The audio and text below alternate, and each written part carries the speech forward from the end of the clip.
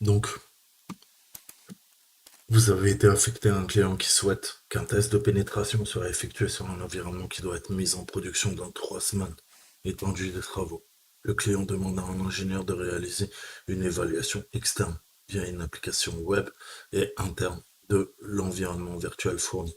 Le client a demandé que des informations minimales soient fournies sur l'évaluation, souhaitant que l'engagement soit réalisé par les yeux d'un acteur malveillant. Test de pénétration de la boîte noire. Le client vous a demandé de sécuriser 2 drapeaux. Aucun emplacement fourni comme preuve d'exploitation. Le user TXT et le route TXT. De plus, le client a fourni les allocations de portée suivantes. Assurez-vous de modifier votre propre fichier d'hôte pour refléter vers internal.thm. C'est ce qu'on va faire en premier. Tous les outils ou techniques qui sont autorisés tous les outils ou techniques sont autorisés dans cet engagement, pardon. Localisez et notez toutes les vulnérabilités trouvées, soumettez les drapeaux découverts au tableau de bord et seule l'adresse IP attribuée à votre machine est incluse. Ok, jeu de rôle. Là, on sort du jeu de rôle. Je vous encourage à aborder ce défi comme un véritable test de pénétration. Envisagez de rédiger un rapport qui comprendra un résumé, une évaluation de la vulnérabilité, l'exploitation, la suggestion de remédiation, car cela vous sera utile en préparation de l'ESCPT, e-learning ou d'une carrière d'un testeur d'intrusion sur le terrain. Donc cette salle va être complétée sans Metasploit. On va essayer de la faire sans Metasploit. Ok, donc c'est parti. Premier truc que je vais faire, qu'est-ce que je fais? Je vais aller taper, je vais créer un nouveau nœud dans Cherry. Ok, engagement 10.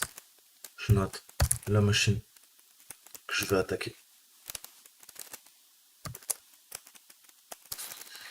Et elle s'appelle, ils veulent qu'on l'appelle comment?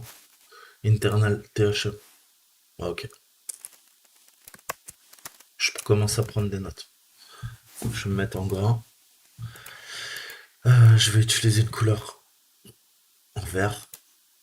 Ça va me parler. Et je veux du texte enrichi. Ok.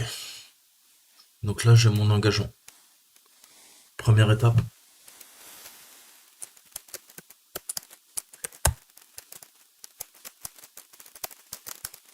Eh ben, je définis l'action que je vais faire. Scan de port avec l'outil Nmap. Ok. Ensuite, je laisse ça. Ça sera toutes nos notes. Et on verra après comment on va gérer tout ce qu'on a fait. Tout sera enregistré et on va faire des captures d'écran pour notre client pour lui montrer que bah ouais, son système c'est de la merde. Ok. Donc, qu'est-ce que je vais faire? Bah le premier truc qu'on va faire, c'est que il faut mettre à jour notre fichier host. Là, vous allez me dire, ouais, t'es gentil Marco, pourquoi éditer le fichier host? Bah, je vais vous dire, comme vous le savez sûrement, en fait, chaque type de requête, en fait, à chaque hôte, chaque domaine que vous visitez ou que vous traduisez en adresse IP via le serveur DNS, est enregistré. En TCP, uniquement l'adresse IP est transférée et pas le host. Mais des services comme HTTPS, transfèrent également le nom du hôte. Il est transféré comment? Via, je vous en ai déjà parlé, le HTTP header. Donc si vous visitez un site web via une URL à partir de l'adresse IP, grâce au host header, aka HTTP header, c'est lui qui va contenir l'adresse IP et qui va fournir toutes les informations nécessaires à la connexion. Donc si vous visitez une URL avec le nom d'hôte qui est comprise là-dedans, le host header va également comprendre le nom du hôte. Après, ça dépend du serveur web. Il peut en effet procéder à votre requête en se basant sur le header, le HTTP header, et lors de la communication TLS, le TLS handshake, il va également envoyer en fait le nom d'hôte avec ce qu'on appelle un server name, donc server underscore name extension. Donc, ce qui est implicite, eh ben, c'est côté backend. Donc, les services côté serveur vont répondre uniquement au nom d'hôte. Eux, ils se foutent de l'adresse IP. Donc, le plus simple, pour pas avoir de problème de configuration, pour pas avoir des problèmes de requête, c'est d'ajouter nativement à la fois l'adresse IP et le nom d'hôte dans notre fichier host. Et comment on peut faire ça? Eh ben, on va l'utiliser avec Nano, on va l'ajouter à notre ETC host. Après, la partie logicielle, applicative, donc software, par exemple, ce sera quoi? Eh ben, votre navigateur web, qu'est-ce qu'il va faire? Eh ben, il va faire le reste. Parce qu'il saura qui est qui, who is who. Donc, qu'est-ce qu'on va faire? Ben, le premier truc, euh, ok, ajoute l'adresse IP au fichier ETC host sur ma machine Debian Kali Linux. Ok. Donc là, on fait un premier flow. Je vais enregistrer toutes les opérations que je fais et ça va me permettre de me retrouver une fois que j'aurai terminé mon engagement, j'aurai terminé mon test d'intrusion, je vais mettre ensemble toutes ces informations. Pour l'instant, ça va être mon pense-bête. Je vais tout noter là-dedans et naturellement, c'est pas cette version que je vais donner à mon client. Je vais la mettre à jour, je vais l'étoffer de capture d'écran, je vais revoir la syntaxe, l'orthographe, voir si j'ai pas fait des erreurs avant de fournir un dossier étoffé à mon client lors d'un test d'intrusion. Pour l'instant, je fais les choses séquentiellement. Je vais récupérer toutes les opérations que je fais en temps réel et je ne vais pas oublier de les noter. Comme ça me permettra chronologiquement de savoir ce que j'ai fait et quels ont été les résultats. Ok? Donc qu'est-ce que je fais?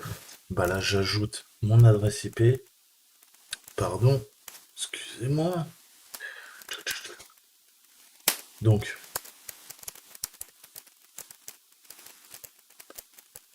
on va y arriver.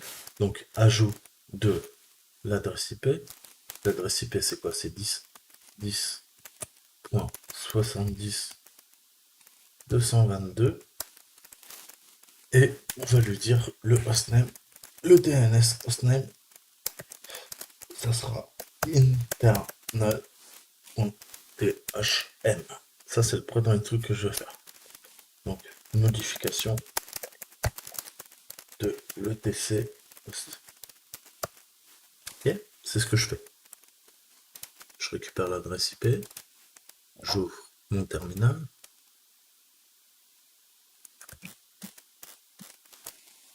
j'ouvre ma connexion VPN, ok.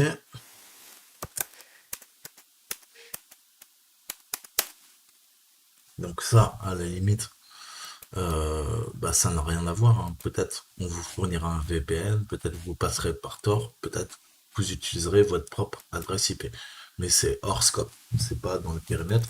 Cette information-là, je ne l'indique pas au client, il n'a pas à le savoir. En effet, oui, bien sûr, je vais attaquer une machine sur TryHackMe, je me connecte au VPN TryHackMe. Sinon, je ne peux pas attaquer la machine. Il faudrait que je pirate le VPN pour pouvoir ensuite accéder à l'ensemble des machines qui sont sur le réseau. Je vais me faciliter la tâche et je vais directement attaquer le réseau, comme si c'était un réseau local. Ok. Donc là, on est en black box. Il va falloir qu'on fasse tout ce qui est dit là, donc toutes les étapes que je vous ai citées, et je vous parlerai un peu du distinguo entre black box et white box. Ça fait une différence majeure. Donc le premier truc qu'on va faire, c'est éditer notre fichier. Ok. Donc je vais m'ouvrir un nouveau terminal. On va aller éditer notre fichier. Je vais faire un sudo nano etc host. Donc là, soyez rigoureux. Ne foutez pas le bordel dans votre fichier host. Pensez à prendre des notes. Ouais, tu veux bien. Ok. Donc là, comment je fais? Bah, hop, j'ajoute mon adresse IP. Et maintenant, je lui dis, bah, ça, c'est égal à quoi? À internal.phm. C'est-à-dire que maintenant, dans toutes les applications que j'utiliserai, j'ai plus besoin de taper 10.10 70 222. J'ai juste à taper internal.thm, ce qui est beaucoup plus facile pour mon petit cerveau à retenir. CTRL O, entrée, CTRL X.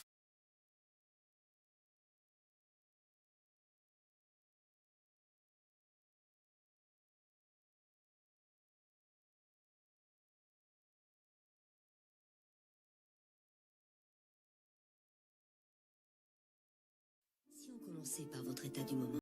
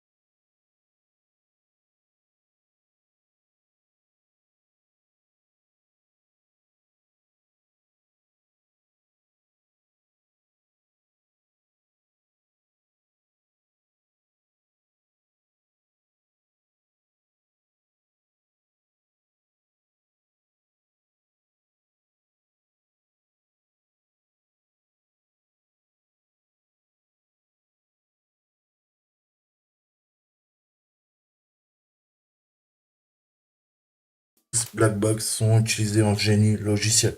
Ce sont deux des approches de test utilisées dans les tests de logiciels pour le processus consistant à donner une assurance sur la qualité du logiciel au client. Les tests logiciels qui sont généralement exécutés en exécutant le logiciel sont effectués dans le but de détecter des erreurs, également appelés bugs logiciels. Un white box, c'est utilisé pour tester un système logiciel basé sur la structure du système.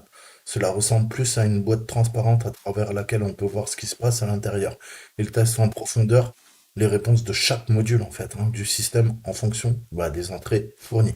Ces tests prennent beaucoup de temps car il est nécessaire de vérifier les structures de contrôle, les boucles, les conditions, les fonctions, etc. Les techniques de test de cette approche incluent des tests de flux de données, en entrée, par exemple, flux de données contrôle, de branches, ce qu'on appelle le branching, et les chemins pour chaque unité. Pour effectuer ce type de test, des testeurs hautement techniques sont nécessaires. En effectuant une test en boîte blanche, il est plus facile de localiser les bugs disponibles sur le système. Et les tests en boîte blanche ajoutent une charge supplémentaire à un projet, car dans certaines situations, il est nécessaire de générer des scénarios de test en tant que projet distinct pour des zones de test individuelles. Par conséquent, cela a finalement des effets négatifs sur le coût du projet et le calendrier. Donc les tests unitaires, les tests fonctionnels, faire des tests sur les applications métiers, et j'en passe, et des meilleurs.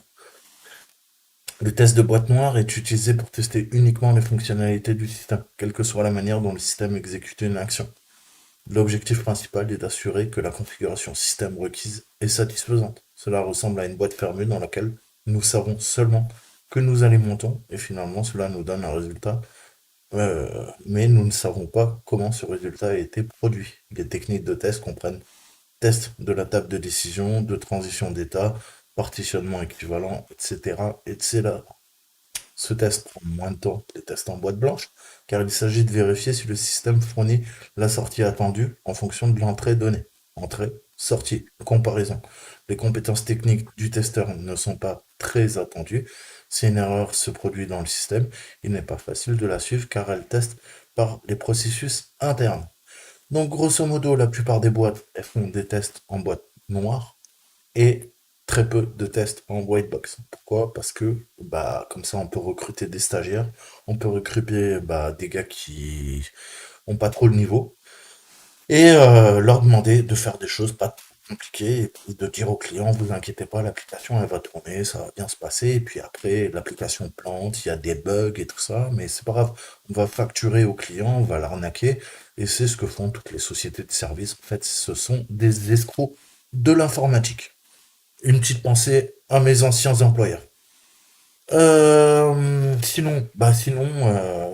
me dire, mais ouais, mais là, tu me parles de génie logiciel. Quel est le rapport avec la cybersec? Eh ben, on peut faire l'analogie. Il y a deux tests de pénétration, il y en a même trois. Je ne vais pas parler du gris, je vais vous parler du blanc et du noir. Donc, en black box, qu'est-ce qu'on fait? On va se mettre dans la peau du hacker et on va pénétrer le système. On va faire un test d'intrusion en bon français en utilisant toutes les techniques que pourrait utiliser le hacker ou le groupe de hackers ou l'État-nation qui voudrait créer les infrastructures.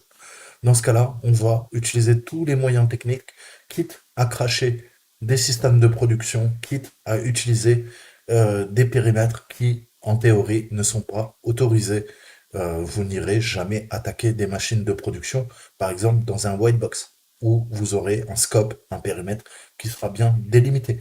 C'est pareil, on vous laissera que quelques outils où on planifiera à l'avance en fait les parties du système d'information que vous pouvez attaquer ou pas.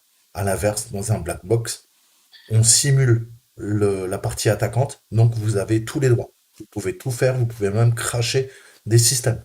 Après, vous pensez bien que le client, c'est pareil, un peu, je fais l'analogie avec le génie logiciel, il préfère qu'on teste moins de possibilités, que ça crache pas ses systèmes de production. Parce que pour lui, ça veut dire restaurer, ça veut dire récupérer des sauvegardes, ça veut dire faire de la réplication, ça veut dire perdre de l'argent. Ok? Si les systèmes de production sont pas up, il n'y a pas de continuité de service, donc il y a un problème au niveau des SLA, des SLN, et donc il n'y a pas de continuité de service, donc il y a de la perte nette sèche pour le client.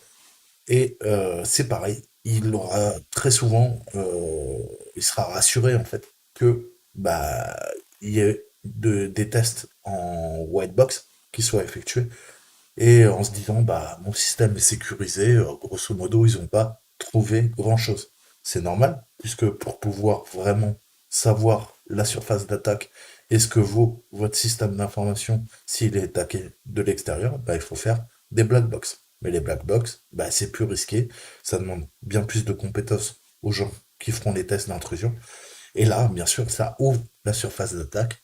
Et très souvent, on préfère faire la politique de l'autruche, se dire que tout va bien, alors que on a des infrastructures de merde. Et ça, c'est pareil dans toutes les boîtes. Donc j'ai assez un regard critique parce que j'ai de longues années d'expérience dans le sujet. Et très souvent, les gens se mentent, hein, c'est de tous les jours. C'est pareil au bout.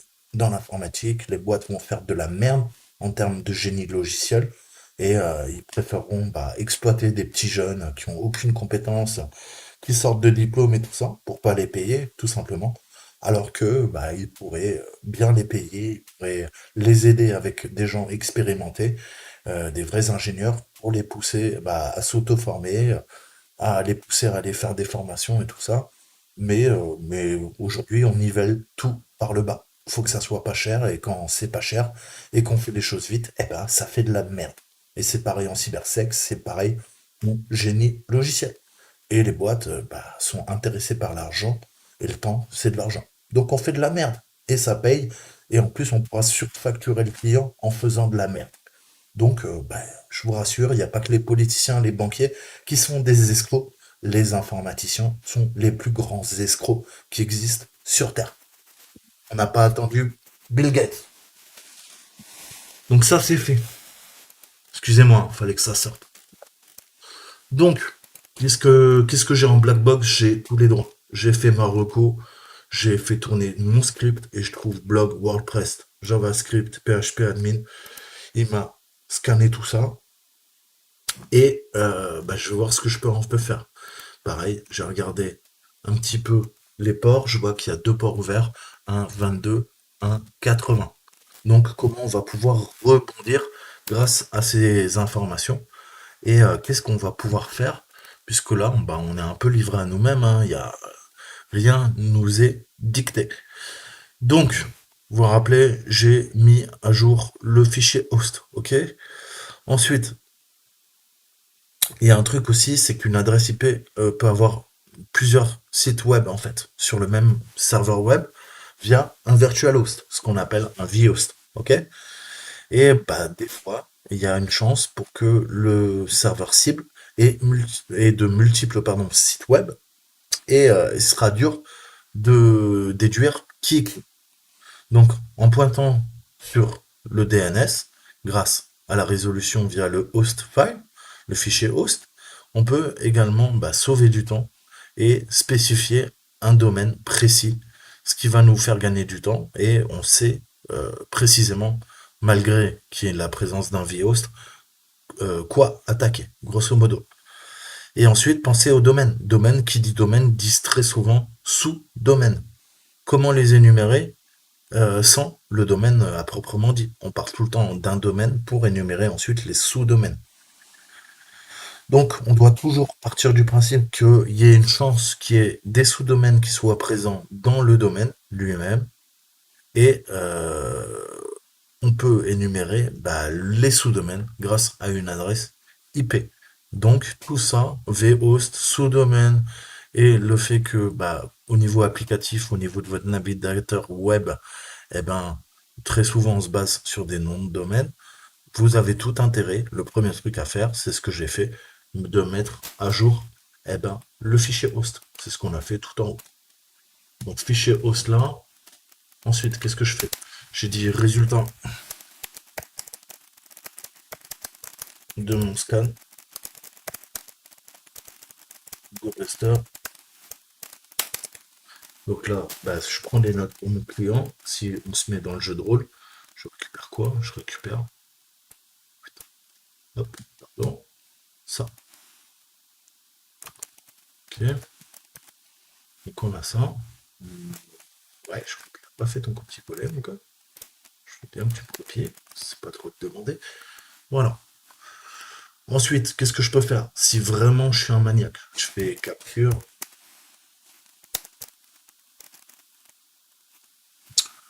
Capturer la fenêtre active avec spectacle, ouais, ou simple screen recorder. Le mieux, vraiment, si vous avez exactement ce que je fais avec vous, en fait, c'est utiliser, par exemple, simple screen recorder ou une application sous Windows qui va enregistrer votre VM et vous allez vous enregistrer en vidéo. C'est la meilleure preuve que vous pourrez donner au client. C'est encore mieux que les captures d'écran. Moi, ce que je fais, c'est vidéo et ensuite capture d'écran. Je fais un PowerPoint, je fais une sorte de présentation avec les explications. Alors, pas technique, les explications. Là, vous parlez à votre client. Votre client, il n'est pas ingénieur informaticien. Il est un gars qui a fait beaucoup d'études, qui comprend, qui n'est pas trop bête, mais il faut vulgariser ce que vous faites. Moi, c'est pareil, quand je vous fais mes cours sur YouTube, j'essaye de ne pas vous perdre. Je vulgarise au maximum pour être le plus trivial, pour que même sans aucune connaissance, vous ayez quand même une compréhension sur ce que je suis en train de faire, même si c'est des notions que vous ne connaissez pas ou que vous n'avez pas encore abordées. C'est pareil, il faudra tout le temps vulgariser, vulgariser, vulgariser et partir du principe que vous allez expliquer votre technique de hacking, de pénétration, votre cyberattaque à des gens qui n'y connaissent rien. Et même s'ils connaissent, partez tout le temps du principe, eh ben, qu'ils n'y connaissent rien. Comme ça vous fera gagner du temps. Parce que le but, c'est pas de perdre les gens, de se faire passer pour un crack de l'informatique. Ça, ils en ont rien à foutre. Eux, ce qu'ils veulent, c'est que vous leur expliquez avec des mots simples comment vous êtes parvenu à vos fins. Ok? Ça, c'est important. Donc là, vous voyez, je peux faire des captures d'écran. Bon, ça, j'ai pas inventé la poudre, hein, et je vais venir stocker toutes ces captures d'écran avec les étayer avec du jargon, enfin quelques notes techniques, et ensuite je vais expliquer très simplement avec des mots très simples comment j'ai réussi à faire ça. Ok? Je vais pas utiliser, j'ai utilisé un Nmap. Nmap, les gens ils savent pas ce que c'est. Ok? Ah, j'ai fait un SV, SC, PN. Les gens, ils savent pas. Ils diront, alors j'ai fait tel type d'attaque, j'ai fait du TCP SYN flag sur telle adresse IP, cette adresse IP, c'est votre machine, et voilà comment je suis parvenu à vos fins. Ok? Donc tout ça, il va falloir avoir un esprit rédactionnel, il va falloir rédiger, il va falloir faire une sorte de dossier, en fait, avec toutes les captures d'écran, toutes les explications, avec la temporalité. J'ai commencé mon test d'intrusion, il était 1 heure du matin, enfin de la journée on va dire, parce que c'est rare qu'on travaille la nuit. Et voilà, à 16 heures j'avais terminé et j'étais arrivé sur votre système d'information. Je suis passé par telle machine, j'ai rebondi, j'ai fait mon pivotage latéral et ensuite j'ai fait mon pivotage vertical, j'ai fait mon escalade de privilège grâce à telle ou telle technique. Et vous expliquez tout ça. Et vous faites un PowerPoint et vous livrez une vidéo en temps réel de votre test d'intrusion. C'est mon conseil. Après, vous faites ce que vous voulez, vous vous débrouillez. Donc voilà. Donc là, je prends des notes. Je vais pas m'amuser à faire des captures d'écran à chaque truc qu'on va faire. Vous avez compris où je veux en venir. Il faut garder des traces et expliquer très simplement ce que vous avez fait. On fait un premier jet et après toutes ces notes, je vais le mettre en forme. Je vais rédiger proprement et je vais vulgariser tout ce que j'ai fait pour que une personne lambda qui ne connaît rien à l'informatique, encore moins à la cybersécurité, comprenne comment j'ai fait. Ok? Donc ça, c'est important. Donc, qu'est-ce qu'on a? Là, je sais ce que je fais avec vous, en fait, hein. Je suis désolé, hein. C'est pas que je vous prends pour des teubés. C'est juste que je vulgarise. Moi, ça me permet de vérifier que j'ai bien appris toutes les techniques. Et si j'arrive à vous faire un cours sur un sujet, c'est que moi-même, je le maîtrise. Sinon, je reste chez ma mère. Et qu'est-ce que je fais? J'explique avec des mots simples ce que je suis en train de faire. C'est exactement ce que vous allez faire avec votre client. Donc, qu'est-ce que j'ai fait?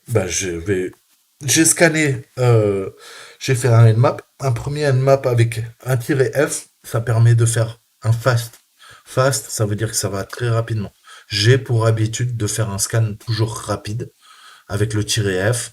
Et après, quand je monte mes vidéos avec vous, vous voyez que je fais des scans beaucoup plus longs. Mais je commence par un tiret F et une fois que je sais à peu près les ports qui sont ouverts dessus, je fais un full port scan qui va mettre beaucoup plus de temps. Donc ça, c'est ma démarche. Là, qu'est-ce que je vois? Je vois que j'ai 2 ports ouverts sur le 20 et le 22 et le 80. Excusez-moi. Donc, je sais que c'est un port bas en TCP Open 80, c'est du HTTP, et il y a un port 22, c'est du SSH. Je sais également qu'il y a un serveur Apache en 2.4.29. Donc, et il y a du OpenSSH également en 7.6.P1. Donc tout ça, il faudra le relater à votre client. OK? Donc, on voit en comparant les versions que là, on a de la chance, enfin pour nous, mais ce sont de vieilles versions d'OpenSSH, de vieilles versions d'Apache pour notre capture de flag. Et donc la cible a peut-être des exploits. Donc, qu'est-ce qu'on va faire? La démarche suivante, ça va être d'aller détecter les failles qui sont présentes sur les deux composantes. On a quoi? On a notre serveur Apache, Ubuntu, très souvent, qui fait tourner le port 80, et là je vois que c'est un Apache, et je vais aller faire du recueil d'informations. Search point, qu'est-ce que je veux? Vas-y, sors-moi Apache HTTPD 249. Pas de résultat, je vire le HTTPD. Apache 249. Ok, je mets un petit espace, c'est peut-être un peu mieux. Ok. Donc on a du 2.4.17, 2.4.38. Voilà. Donc on a une local privilege escalation là déjà. Vous voyez que bah on verra, on peut faire un open fork, on peut faire un buffer overflow, je pense. L'OpenSSL il est à quoi? OpenSSH, faudrait voir. Mais à mon avis, je ferai plusieurs vidéos parce qu'il y a plein de façons différentes d'attaquer la machine. Là, on va se focaliser sur une. Encore une fois, j'ai pas envie que la vidéo fasse 7 heures, que je vous montre toutes les façons de pirater le système. Je ferai plusieurs vidéos, vous inquiétez pas. Maintenant, on va développer. C'est bien d'apprendre une technique. Après, il y a 5, 6, 7, 8, parfois 10 techniques pour pirater un serveur. Et l'important, c'est d'avoir plusieurs cordes à votre arc. Donc, il faut creuser, creuser, creuser et apprendre. Donc là, qu'est-ce que je vais faire? Je vais aller sur le site, déjà, on va voir un petit peu ce qui se passe et voir ce qu'il y a dessus, tout simplement. J'ai mon serveur Apache Ubuntu classique qui n'est pas configuré. Là, je me trouve où? Je me trouve dans le répertoire classique var w, et il doit y avoir un truc qui s'appelle public HTML ou HTML. Là, je suis à la racine et il y a peut-être un fichier index. Je sais pas ce qu'il y a en fait. Qu'est-ce qu'il m'a trouvé? Il m'a trouvé que des arborescences. Il y a un blog, WordPress, donc je sais qu'il y a du WordPress, je sais qu'il y a du JavaScript, je sais qu'il y a PHP MyAdmin. Donc là, c'est pareil, je vais pouvoir trouver des failles sur PHP MyAdmin. Et il y a du WordPress. Moi, là, aujourd'hui, je pense qu'il y a sérieusement des failles sur WordPress. Et on va utiliser un scanner pour scanner les failles sur WordPress. On verra d'autres attaques sur le même serveur, comme je vous disais. Donc, on peut aller sur blog aussi. Je vais voir un petit peu ce qui se passe. Il doit y avoir un blog. S'il y a un WordPress, il y a un blog. Déduction logique. Voilà. Internal. Donc vous voyez, c'est bien le nom que j'ai donné. Internal. Juste un autre site WordPress. Très belle photo. Donc, qu'est-ce qu'on a? On a une mire de connexion. Très bien. On va pouvoir peut-être la brute forcer. Et qu'est-ce que je peux déduire? C'est pareil. Je peux me balader, faire du happy pass, et je vous ai dit, ayez les réflexes. Qu'est-ce que je vois? Je vois un commentaire laissé par admin. Eh ben, c'est qu'il y a forcément un admin. Comment je peux savoir ça? Eh ben, pas besoin d'outils, j'utilise juste mon cerveau. Mon cerveau, il me dit quoi? Vas-y, teste admin. Ça dit quoi? Admin, Toto. Erreur, le mot de passe que vous avez entré pour l'utilisateur admin est incorrect.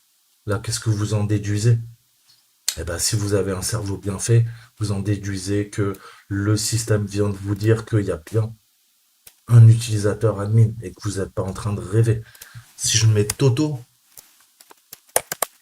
Toto, qu'est-ce qu'il me dit? Ah, c'est pas le même message d'erreur. Qu'est-ce que je peux en déduire si j'utilise mon cerveau? Un no username. Check again or try your email address. Utilisateur inconnu. Toto n'existe pas. Admin existe. Parfait. Eh ben, je vais défoncer admin. Ok, donc ça, vous voyez, c'est des petites déductions. Vous n'avez pas besoin d'outils, vous n'avez même pas besoin d'un Kali Linux. C'est ce qu'on appelle le happy pass. Vous vous baladez, vous déduisez. Vous faites déjà une phase de reconnaissance. Et là, c'est votre expérience qui parle. Vous savez que, ouais, peut-être il y aura un message différent en fonction du formulaire de la mire de connexion. Je vais tester avec plusieurs trucs. Je vais faire du fuzzing à la main, manuel, et je vais voir ce que me répond le système. Là, le système est très intelligent. Il vient de me donner et me confirmer qu'il y a bien, il y a bien quoi, il y a bien quoi. Et ben, il y a bien un administrateur qui laisse des messages. Il est là. OK? Et il y a un index PHP. Donc là, je vais essayer d'y accéder. Est-ce que je peux y accéder? PHP author admin. Donc là, c'est pareil. Je peux faire tester des LFI, essayer de me balader. Qu'est-ce que je vais pouvoir faire? Je peux, grâce à mes différents outils, il va falloir apprendre à jongler, à faire plein de choses différentes. Voilà. Je vais tester. Là, je suis à PHP. Je copie le payload. Ok, je suis à l'index PHP. Là, je lui dis, écoute, maintenant, ça. T'oublies le fou PHP, tu me fais file. PHP, point d'interrogation, file, etc password. Ça dit quoi? Ok, là ça plante.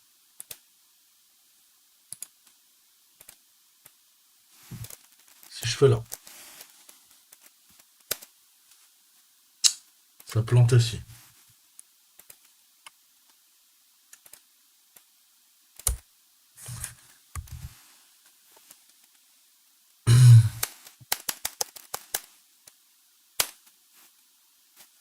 Donc là, visiblement, la LFI, celle-là, elle n'a pas l'air de marcher. Je peux en tester une autre. Je sais qu'il y a du PHP, on va tester un PHP wrapper.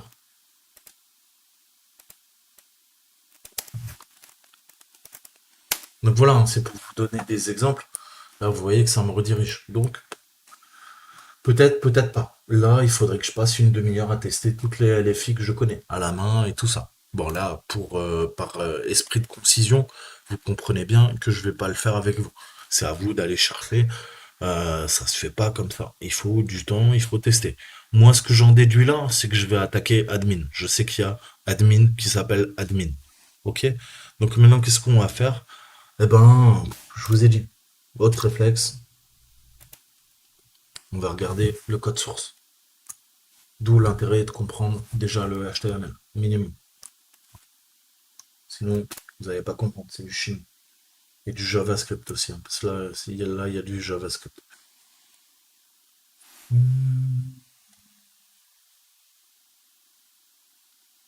2017. Donc là, on a un script, on a une version, et vous voyez que j'ai une version, c'est du 2016 10-20. Qu'est-ce que je peux en déduire à partir de ça?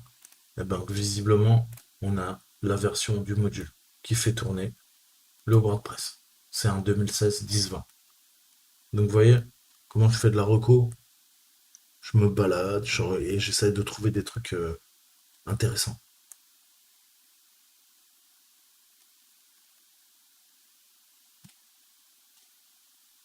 Ok, donc là, qu'est-ce que j'en déduis? Eh ben, j'en déduis que j'ai récupéré la version du WordPress. Donc 2016, on est en 2021. Je sais qu'il y a des putains de failles. Donc, je vais me focaliser sur une surface d'attaque, sur un vecteur d'attaque. Et le vecteur d'attaque, c'est quoi? C'est ma version. Si vous ne savez pas, le plus simple, vous faites un CTRL F, vous tapez vert. Vert, VER. Ok? Vert, vert, vert, vert, vert, vert, vert, vert, vert. Voilà. Et là, on voit qu'on a une 5.4.2. Ça, c'est le WordPress. Donc ça peut être intéressant. Là, on a la version du WordPress. Et on sait que visiblement, ça date de 2016 ou de 2019. Donc, pas à jour. Voilà, vers 2016. Donc, on voit que c'est pas à jour. Donc, qui dit système pas à jour dit faille inhérente et faille publique. Qu'est-ce que je fais? Eh ben, je vais aller chercher une vulnérabilité sur la 5.4.2. Qu'est-ce que je peux faire? Search point.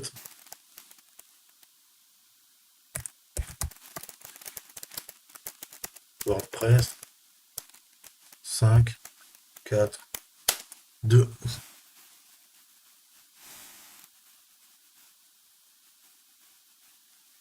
Donc c'est un WordPress plugin, mais j'ai pas de faille inhérente sur la 5.4.2. Donc il faut trouver autre chose. C'est pas grave. C'est des thèmes, thèmes, des plugins, des plugins, des plugins.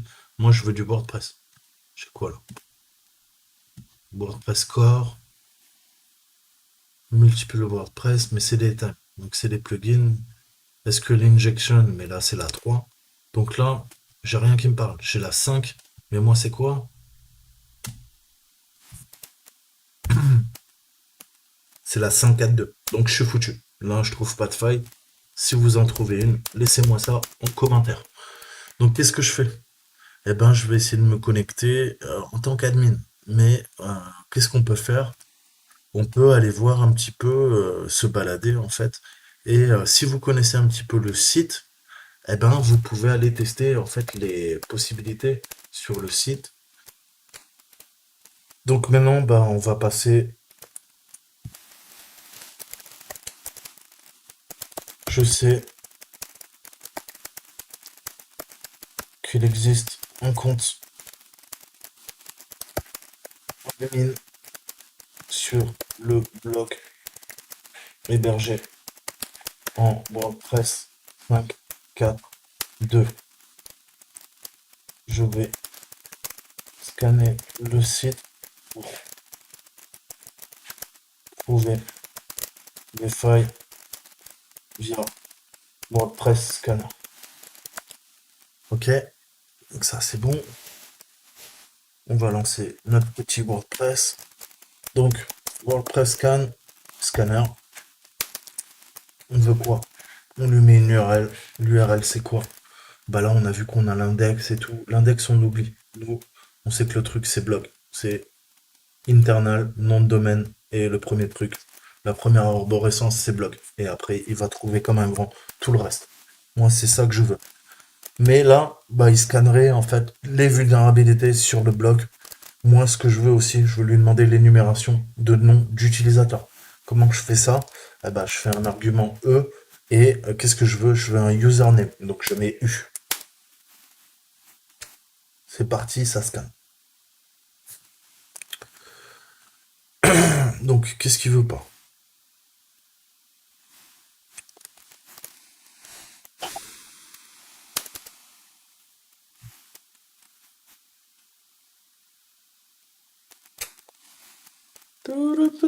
Ça a changé ça. Bah ouais, qu'est-ce que tu veux? Ah oui, putain, j'avais oublié le E. Grave.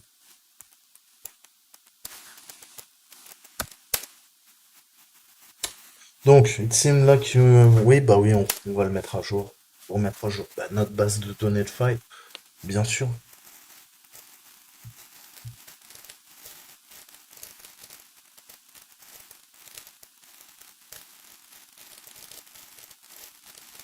Donc là, s'il nous trouve des thèmes, vous avez vu qu'il y a plein de failles sur les plugins et sur les thèmes. Très souvent, pour pirater du WordPress, on va utiliser les plugins et les thèmes qui permettent à la fois de personnaliser via le framework WordPress. Mais le problème, c'est que, bah, vous savez très bien, autant vous pouvez modifier, bidouiller votre blog et ajouter plein de fonctionnalités, autant toutes les fonctionnalités que vous pouvez ajouter, bah, si elles sont mal codées, ce sont de nouvelles failles pour attaquer, bah, là en l'occurrence, votre blog WordPress. Donc là, il est en train de me récupérer toutes les failles.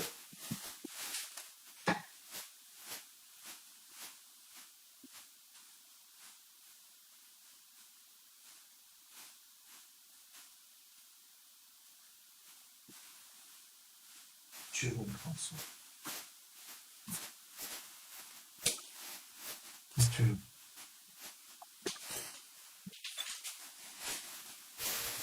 Donc, qu'est-ce qu'on a? On voit que l'admin, il y a les trucs, brute forcing.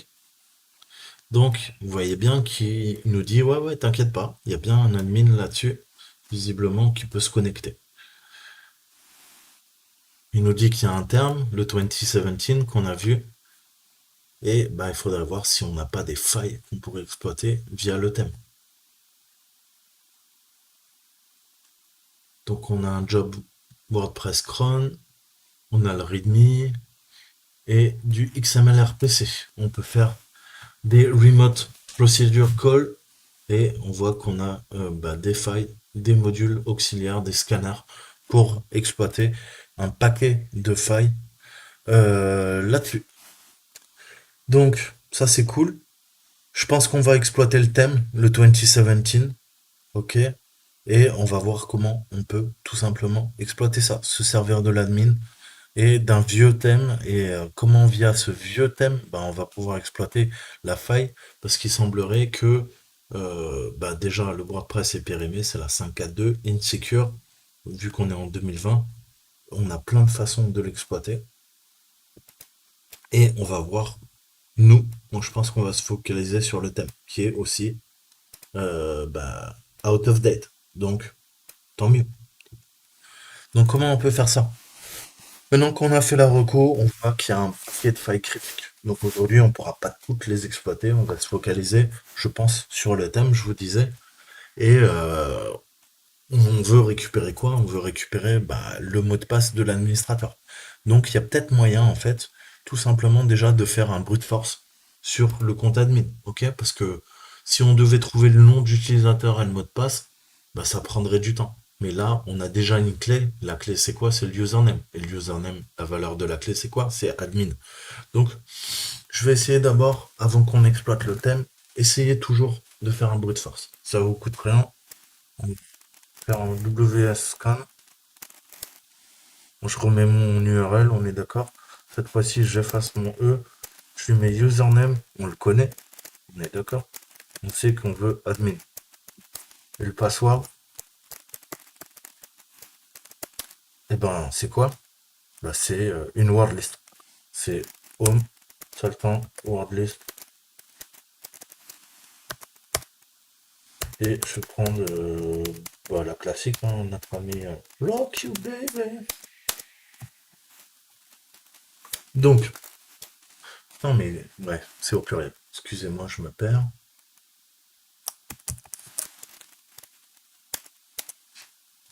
C'est parti.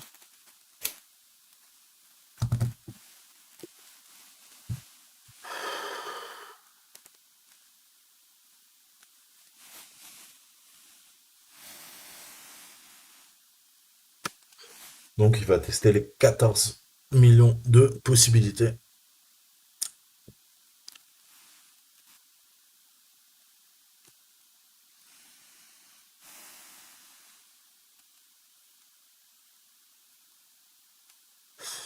J'aurais peut-être dû monter les frais parce que là c'est un peu lent. Bon, on va laisser, on va voir. J'espère que ça va être, il va trouver le mot de passe au début du dictionnaire.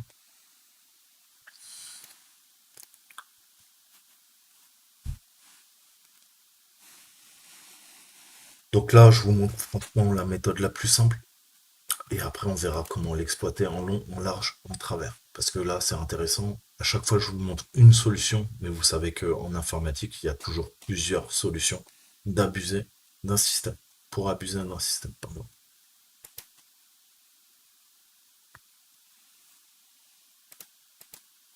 Donc là, qu'est-ce que je vais faire? Je vais aller sur le login et je vais attendre tranquillement qu'il me trouve le mot de passe. Si ça marche pas, je ferai une exploitation du thème et on ira uploader un faux vrai thème pour ouvrir une backdoor sur le blog.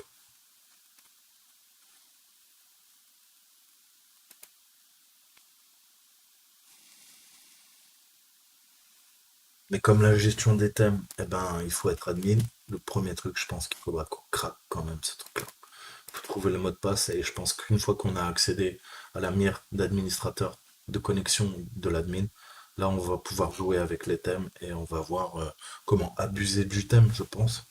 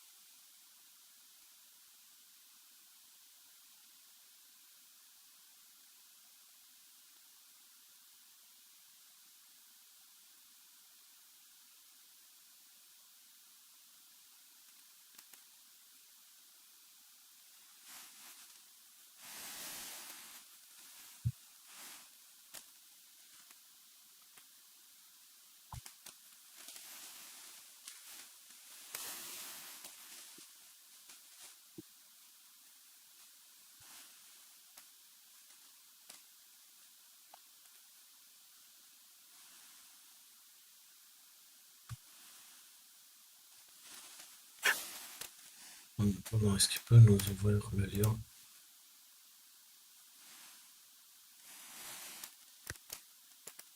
Donc on voit bien que la version c'est la 5.0, elle n'est pas à jour.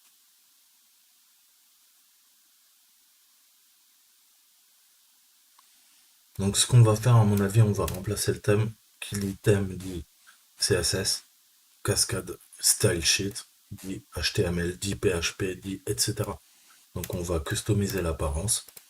À mon avis, il y a un template, donc il y a un modèle, et ce modèle, on va le replacer par un web shell, par un payload, et en exécutant et en lui demandant d'afficher, eh ben, modifier l'apparence via notre thème, qu'est-ce qu'il va faire, le pauvre? Il va exécuter notre script PHP custom, et ça va nous donner un river shell sur la machine, tout simplement. Le tout, c'est qu'il faut qu'il nous trouve le mot de passe. Donc c'est cool, il nous a trouvé le mot de passe. Et donc c'est quoi? Le password c'est my two boys. Admin success. Donc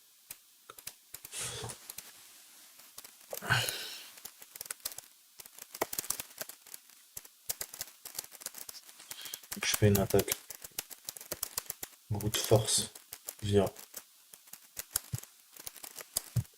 PPS scan et je trouve le combo admin et son mot de passe qui est my two boys.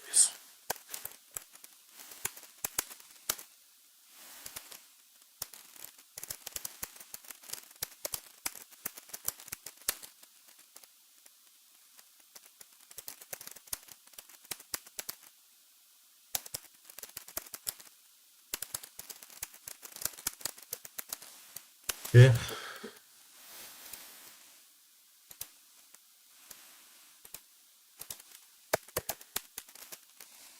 my two boys.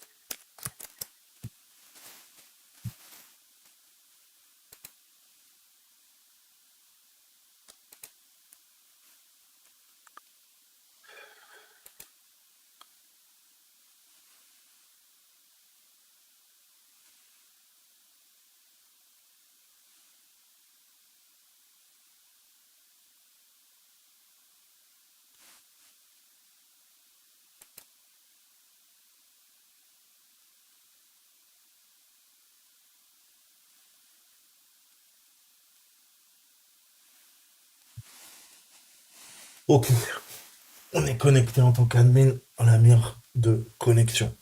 Maintenant, qu'est-ce qu'on va chercher? On peut abuser des plugins, mais là, on s'est dit, vas-y, on va voir les thèmes.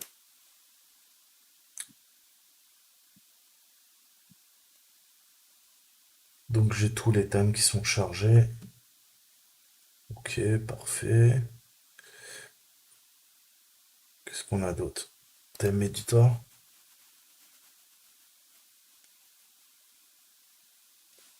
Super. On accède à du code. Là, c'est du CSS. On peut pas exécuter un payload en CSS. Qu'est-ce que je vois? Je vois du PHP, je vois du PHP, je vois du PHP. Allez, on prend le 404 template. Qu'est-ce que je fais? Eh ben, je supprime tout ça. Qu'est-ce que je fais? Je vais récupérer, un payload. Je vais faire un locate PHP reverse PHP. Est-ce qu'il me trouve? Il me trouve rien.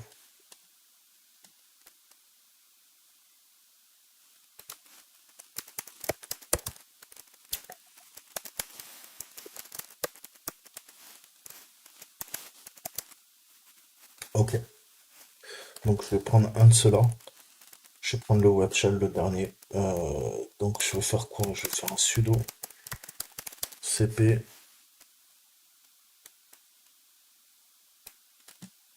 et tu me le copies dans mon répertoire courant. Impossible d'évaluer. Pourquoi tu peux pas évaluer? Bah tu vas me le mettre là. C'est bon. Impossible d'évaluer. Comment ça? Ok. Donc on va se modifier notre petit script.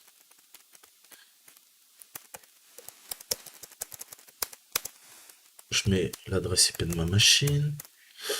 On va utiliser un 2, 3, 4, pas de souci. Ok, 4 PHP. Super. Qu'est-ce que je fais? Bah, je prends tout. Donc, on va se modifier notre petit script.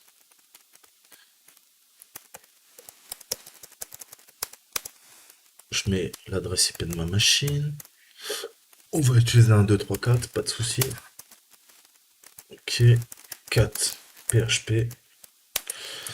Super. Qu'est-ce que je fais? Bah, je prends tout.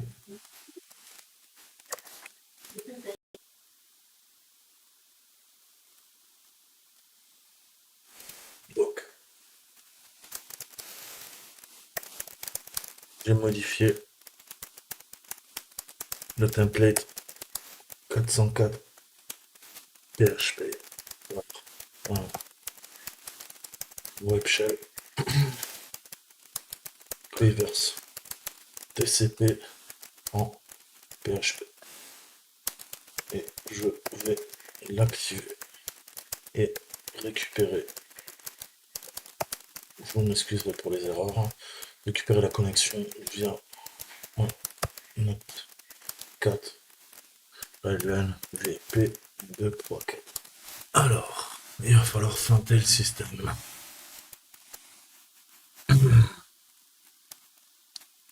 Donc le blog, je sais. Ah. Donc là, c'est W.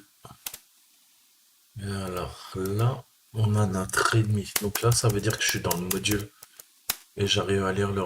Est-ce que là, je peux activer la backdoor?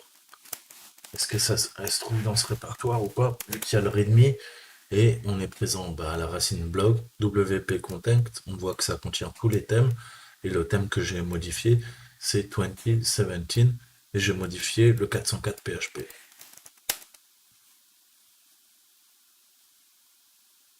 Qu'est-ce qui se passe?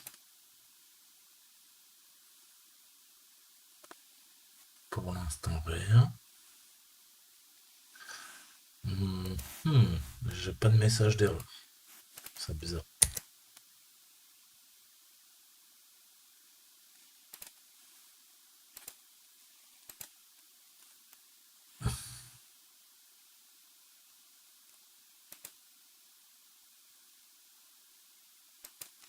Il n'y a rien enregistré. Pardon, excusez-moi.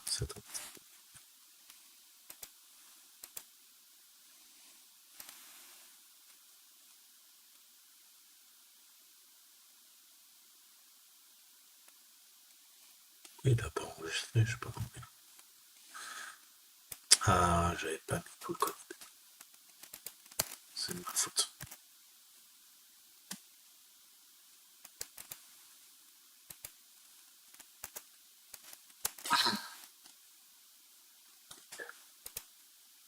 Dead file, ok. Il n'y a pas un autre bouton save, non, on est bien.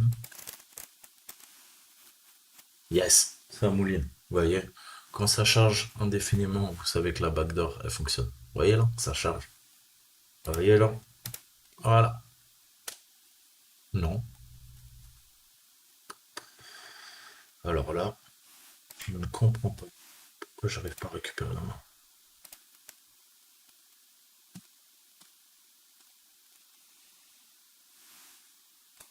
10, 11, 26, 90. 1, 2, 3, 4. Alors, est-ce que c'est mon pare-feu qui est en train de me jouer des tours? Sudo fw disable. Fait.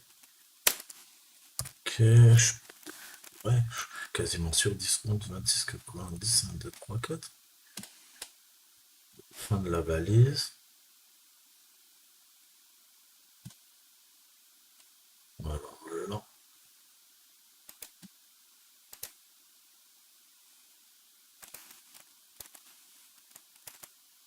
Ah, mon pare-feu. J'arrive pas à comprendre pourquoi le pare-feu me bloque.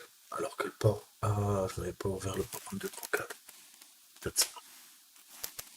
Sudo uf w status.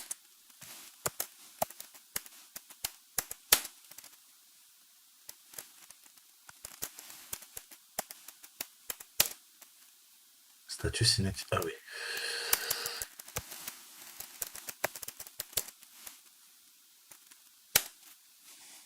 J'ai bloqué le 1, 2, 3, 4. Sudo ufw 1, 2, 3, 4. 1, 2, 3, 4.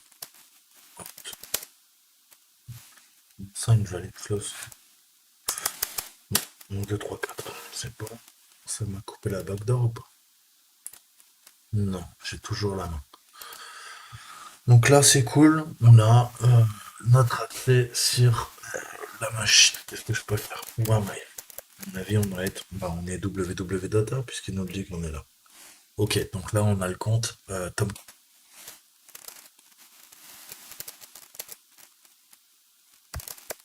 Je vois un compte, prénom. Ok, je peux pas y accéder, j'ai pas les droits.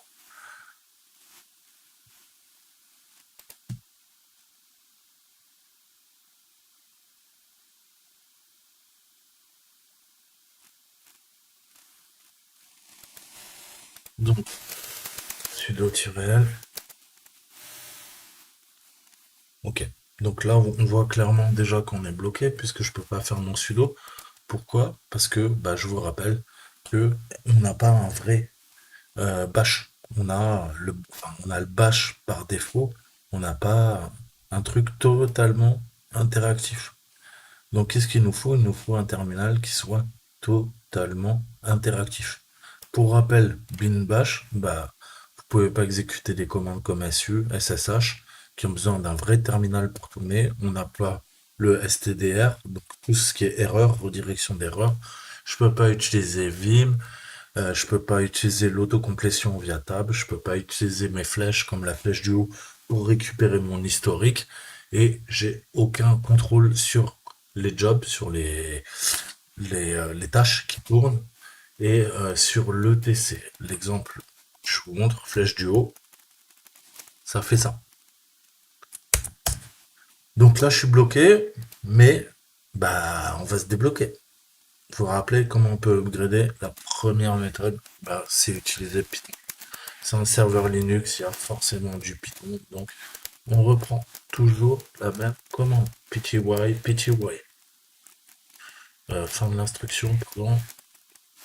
Je veux quoi? Bah, un spawn. Tu me spawns quoi? Je veux un bin bash. Et je referme proprement. Mhm.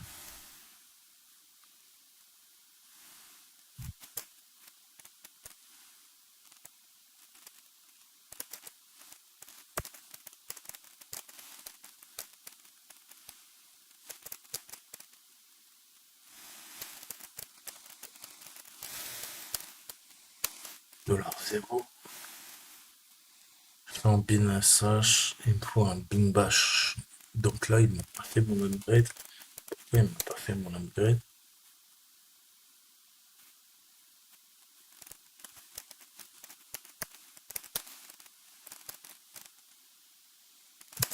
C'est bref, si vraiment c'est ça que tu veux. Import pty. Ok, pty. Spawn bash.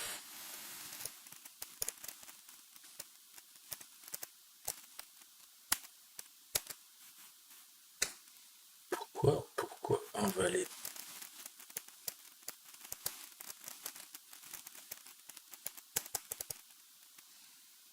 C'était une ligne 1, moi.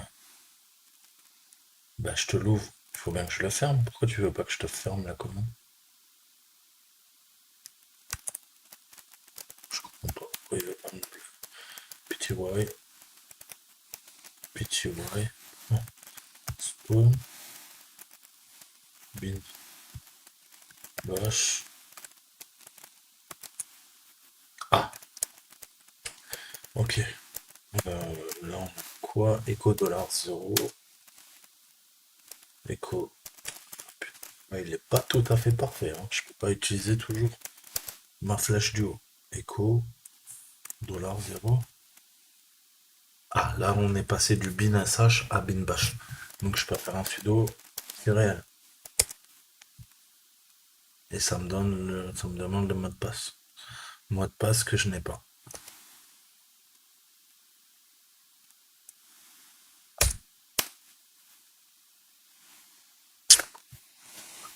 Là, euh, il va falloir récupérer, on va récupérer, je pense, l'Inpiz. Alors, l'Inpiz, il est où? C'est des recos. Ok. Donc, là, j'ai un super outil que je vous conseille qui s'appelle sudo pip3update. Vous vous rappelez, avant, qu'est-ce qu'on faisait? On hébergeait un simple server HTTP. Vous avez vu que chaque fois, soit c'était Python, il fallait faire -m, simple, euh, HTTP, ou sinon, bah alors, tu utilises le 3, dans ce cas-là, c'est Python 3, c'est toujours -m, mais du coup, c'est en camel case, ça c'est en majuscule, ça c'est en minuscule. Ouais, c'est un gros bordel. Maintenant, il est désuet, je vous montre un autre outil, bah c'est le chien debout. Chien debout, c'est quoi? C'est Updog. Mais qu'est-ce que vous allez à faire? Eh ben rien. Updog. Voilà.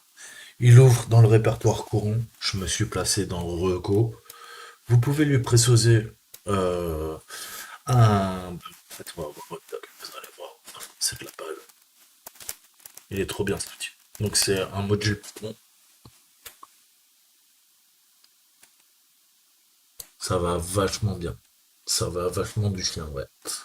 Donc Updog, grosso modo. Voilà. Mais non, c'est pas ça. Mais qu'est-ce qu'il me fait, lui? C'est pas un réseau social. Qu'est-ce que tu... Putain, n'importe quoi, Google, hein.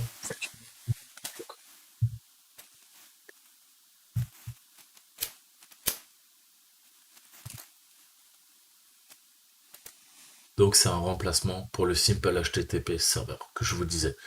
Quel est l'avantage? Bah, il est beaucoup plus fonctionnel. Déjà, il est plus simple à utiliser en termes de commande. Le chien debout. Et qu'est-ce que ça va nous permettre? Ça va nous permettre de télécharger même via HTTPS et utiliser des certificats SSL. Qu'est-ce que ça permet? Vous avez vu que on pouvait, via Wireshark, analyser tout ce que faisait le hacker. Si le hacker utilise du SSL, là les communications elles vont être chiffrées. Ça veut dire que eh ben, les administrateurs réseau, ils auront beau regarder les fichiers PCAP, si la communication utilise le SSL, le Secure Socket Layer, et ben là les communications elles seront chiffrées. En plus, vous pouvez définir un mot de passe, vous pouvez tout à fait choisir le port, et le mieux, bah, vous pouvez choisir le répertoire où vous voulez. C'est beaucoup plus fonctionnel que le simple HTTP server, qui avait beaucoup moins d'options. Donc maintenant, j'utiliserai que celui-là. Franchement, c'est un super outil. Et si vous voulez l'installer, vous faites un sudo pip3 install updog. Et après, voilà la syntaxe. Donc là, vous voyez que moi, je n'ai pas défini la directory, le répertoire, ni le port. Donc ça utilise le port par défaut, 90-90. Pas de SSL, pas de password. Et si vous ne précisez pas l'arborescence, ça va dans l'arborescence courante. Ça tombe bien. Mon Linpis SH, il est dans reco. Donc c'est pour ça que je n'ai pas précisé l'arborescence. Donc là, je sais que maintenant, j'ai un serveur d'hébergement sur le 90-90. Qu'est-ce que je vais venir faire? Bah, je vais venir récupérer notre ami Linpis via soit un vget, soit bah, un peu ce que vous voulez en fait, hein.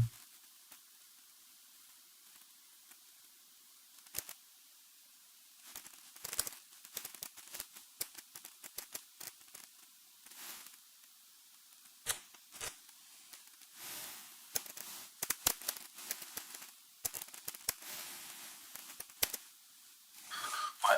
On a vu le fichier était corrompu parce qu'il voulait pas se lancer. Donc on va le laisser tourner et on va voir ce qu'il y a d'intéressant.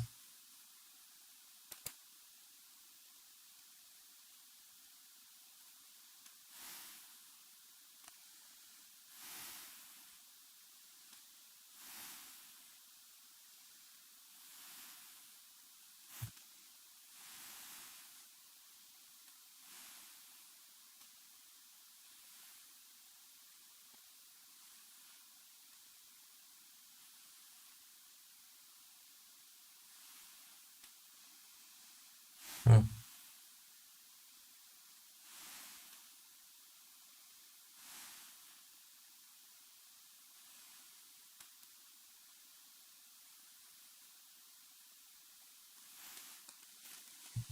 Donc il y a du PHP admin, on va aller voir les configurations aussi de WordPress. Mais bon, on va aller voir SSH.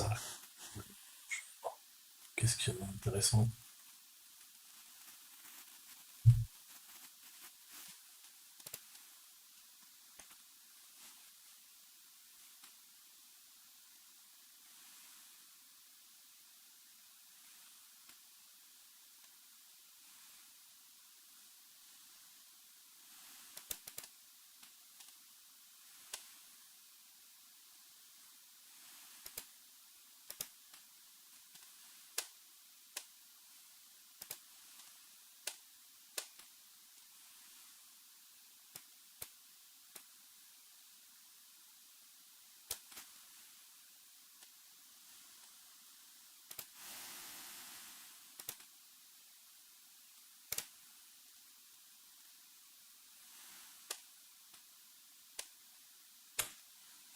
Donc, qu'est-ce qu'on a d'intéressant?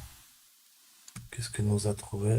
Donc, vous vous rappelez, nous, on se focalise sur les trucs en rouge. Les trucs en rouge, il faut absolument les regarder. Rouge, jaune, eh ben, vecteur d'attaque sûr à 95%. Le reste, bah, c'est optionnel. Ok. Donc là, on va voir. Donc quoi? Binance, ouais, bon, ça on sait qu'il y a le 4 qui est utilisé. Sudo version, on peut peut-être faire une escalade de privilèges.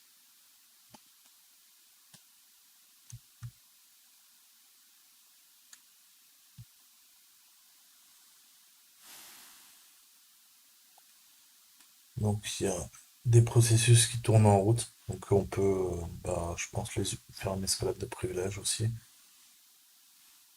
Ça, on verra plus tard. On va faire simple. Et après, on verra toutes les attaques complexes. Mhm. Ok. Autre bin bash. Donc nous, faut qu'on trouve ce compte-là. Faut qu'on arrive à les EP.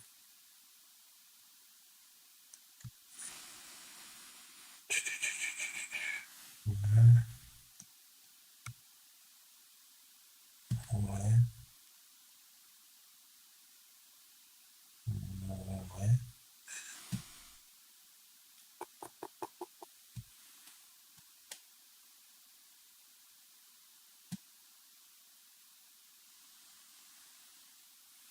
Ça, c'est intéressant.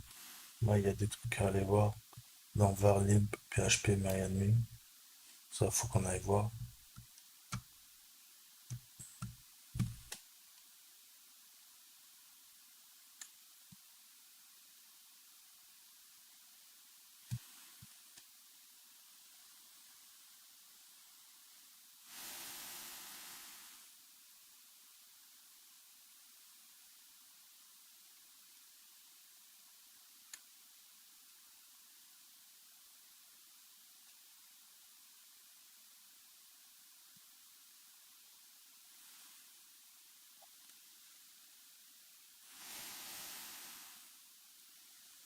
Secret key.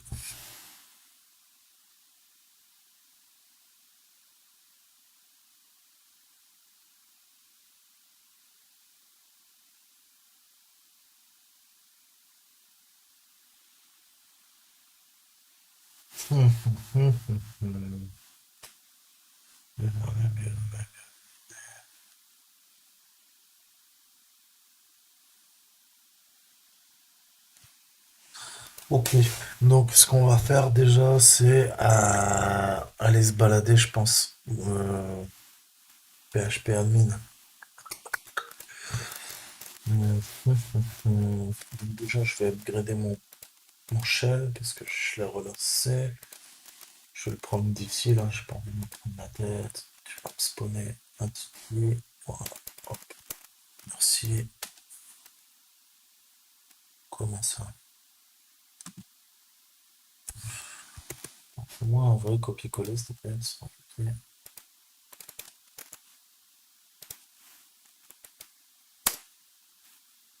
Ok, merci. On a dit quoi? PHP, MyAdmin. quoi là-dedans? Ok, config. On va faire less. Donc less, c'est comme 4. Hein. Less égale 4. PHP.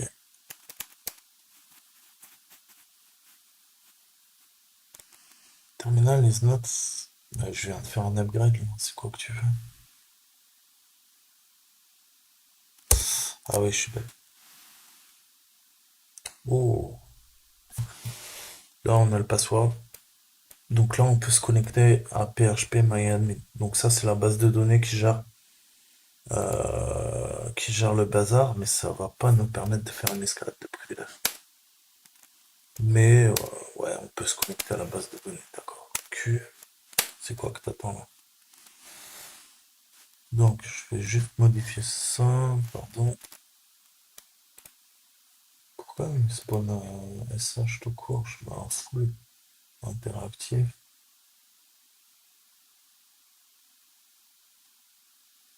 Pourquoi il me fait un truc tout pourri là? Bon, c'est pas grave. Copier, coller, je veux un bash. Je referme, je referme, je referme. Ok, cool. Donc là, en effet, je peux me connecter à PHP mais c'est pas ça qui va nous donner l'escalade de privilèges.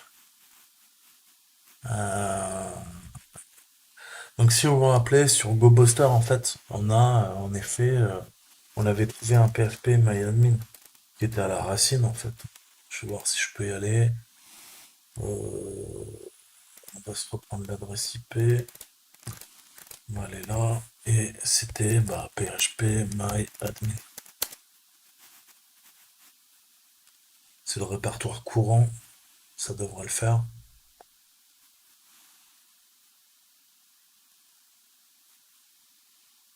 Ouais, on arrive sur la mire de connexion. Donc, hmm,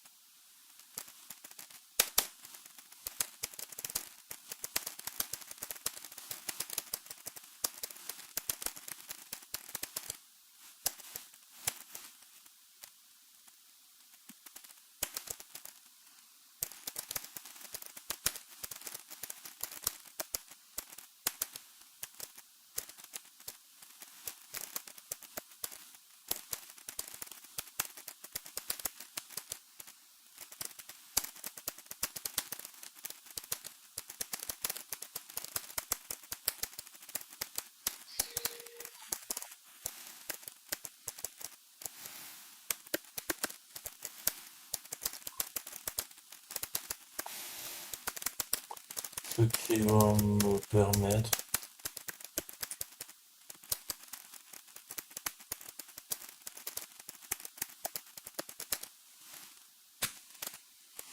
Donc, username,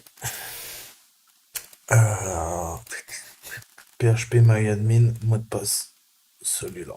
Copier. Au revoir.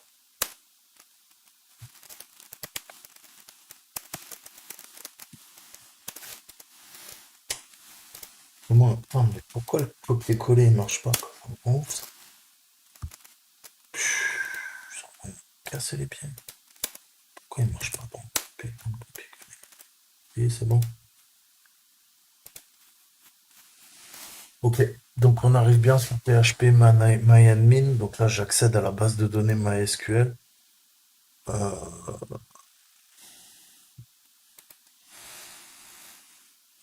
Est-ce que je peux importer? Est-ce que je peux exporter?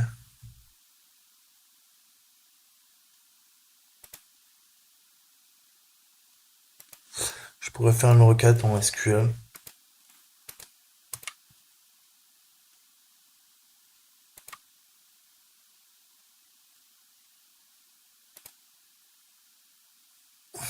Quoi là-dedans?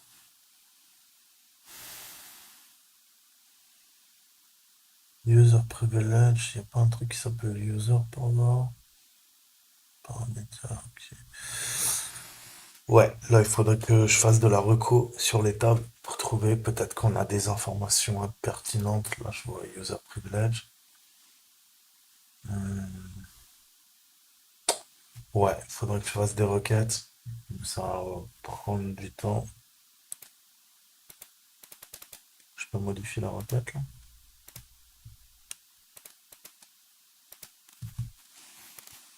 Laisse-moi modifier cette requête, s'il te plaît. Je ne peux pas. Où c'est que je peux taper une requête là-dedans? C'est quoi? Ouais.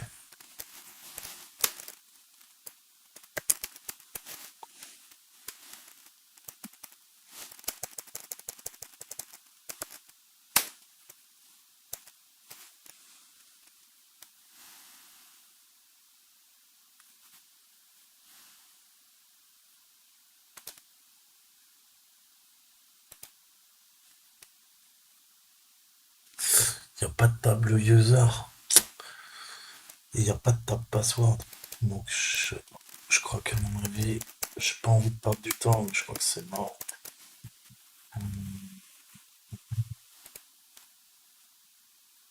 Non, pas de table password, pas de table user. Bon, on va pas se prendre la tête aujourd'hui sur la base. On verra peut-être plus tard comment l'exploiter. Euh, donc là, en fait, je suis un peu bloqué. Je peux pas faire mon escalade de privilèges, mais je peux accéder à MyPHP. Donc, qu'est-ce qu'on peut faire? On va essayer de...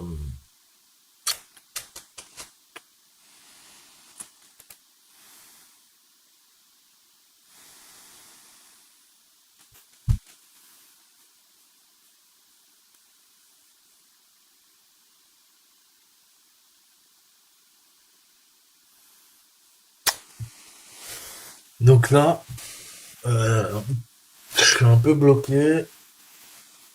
Faut qu'on continue l'énumération. Donc, on va essayer de chercher les flags. Donc, on sait qu'on a root.txt, user.txt. Je vais essayer de faire des locates. L'avantage qu'on a, c'est qu'on est sur un CDF et on sait que généralement, eh ben, on a un user text et un root text. Donc, je vais essayer de localiser et voir si je peux par hasard ouvrir et récupérer les flags pour terminer le capture de flag. Il nous faut le user text et le root. Pour l'instant, on n'a rien. Donc, je vais faire un locate user.txt. Ah, est-ce que je peux faire un cat?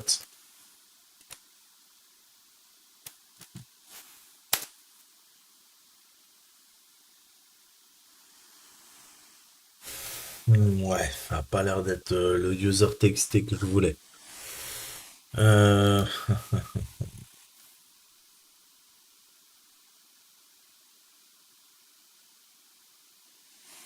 donc là, je l'ai un petit peu dans le baba. Locate route.txt. Il n'y a rien du tout. Donc, on va faire un wildcard. Et on va chercher quoi? Tous les fichiers TXT. Oh putain, il y en a un paquet. Misère, misère, misère. Putain. Oh, je suis deg. Il y en a plein. Hop, hop, hop, hop, hop, hop, hop, hop.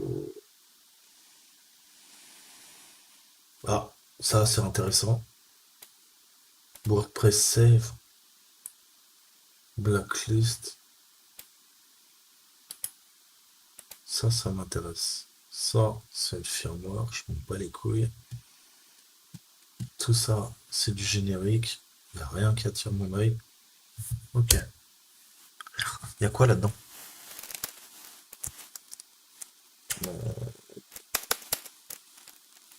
S4. Save. c'est un bon nom en plus. WordPress Save. Ok, Bill Urana a besoin de ses mots de passe plus tard. Dites-lui que vous les avez et où elles se trouvent. Intéressant. Je crois que on est bon, les gars. On est bon. Donc là, j'ai le mot de passe d'Ubrana. Soit je me connecte en SSH, soit, bah, tu sais quoi, je vais pas me prendre la tête, je vais faire un SU Obrina.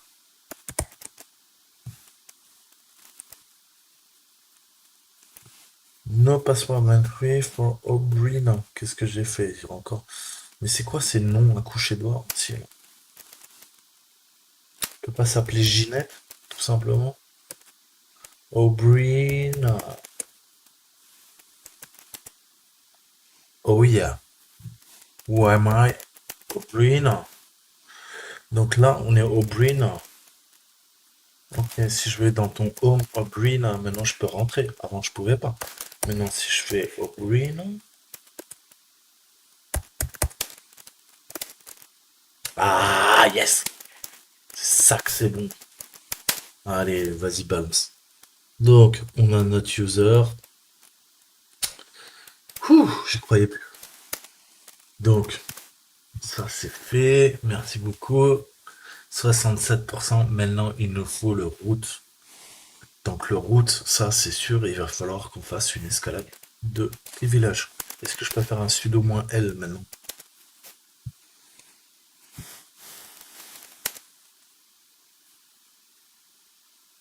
Comment ça? Oh merde. Heureusement. Heureusement. Donc, là, pareil, je vous ai dit notez tout. Je suis vraiment un jambon.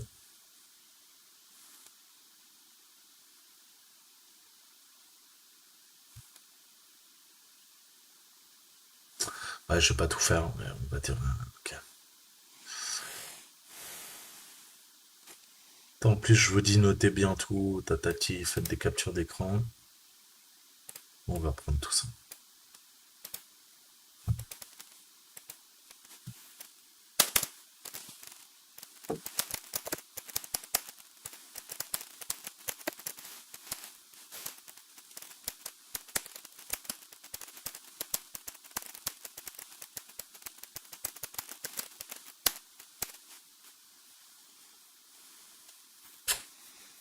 Et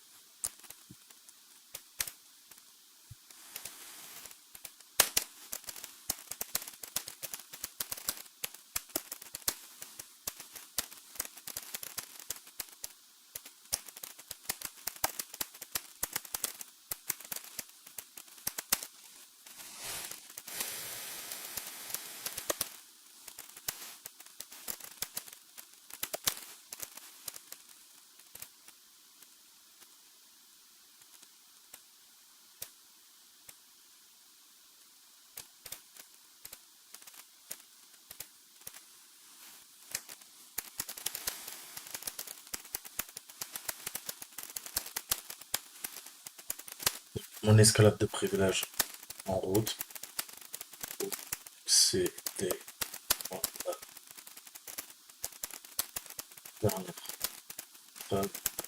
demandé par mon client. Ok, et donc,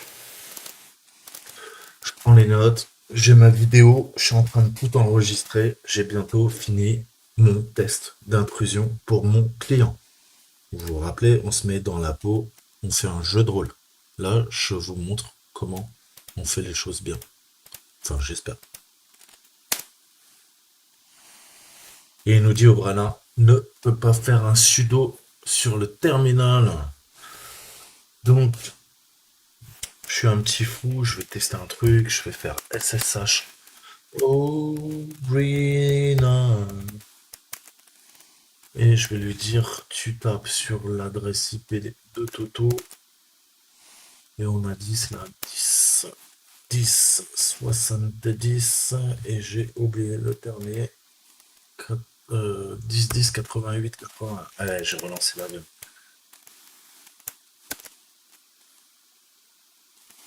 Yes. Obrana. Ok.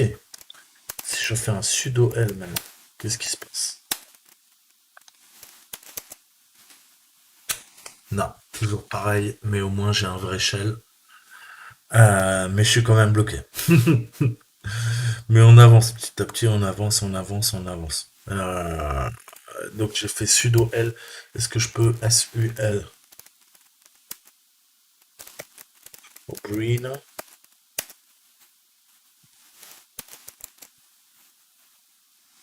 Ça, il me le prend par contre. Donc.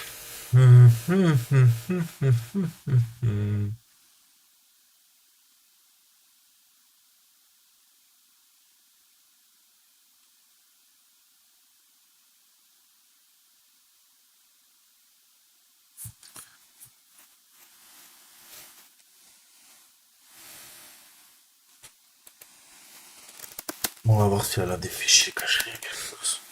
Ah. Jamais se laisser abattre. MySQL, sudo. Oh, c'est quoi ça? C'est quoi ça?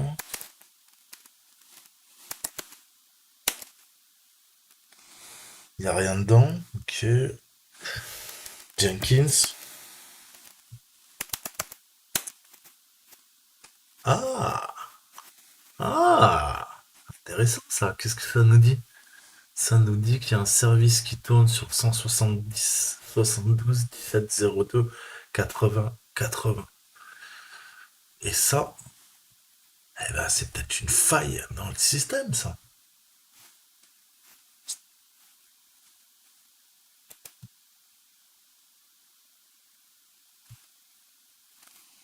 Donc ce fichier me dit que à une adresse spécifique, une adresse IP et un port, eh ben ça tourne sur le localhost. Mais ce que je vois, c'est que l'adresse IP, elle est différente que la machine que j'ai déployée. Moi, je tape sur bizarre, bizarre, bizarre. Donc il y a un Docker qui tourne, parce que nous, c'est ça qui nous intéresse. Par contre, oh, oh, qu'est-ce qu'on voit? On voit que l'adresse, elle est différente. 172 17 01. Qu'est-ce que je peux corréler de ces informations? Eh ben, qu'il y a un Docker qui tourne sur le serveur. Donc une sorte de machine virtuelle, un container pour être plus précis. Et lui, il est sur un vhost. Il est sur un host virtuel qui a cette adresse. Cette adresse, ça me dit quoi? Bah écoute. Ah! Et lui, il est en 01, lui, il est en 02. Mhm. Donc je pense que le Docker doit héberger un service Jenkins. Le Docker, il a l'adresse 172 17 01 et le Jenkins tourne sur le 72 02 17 02.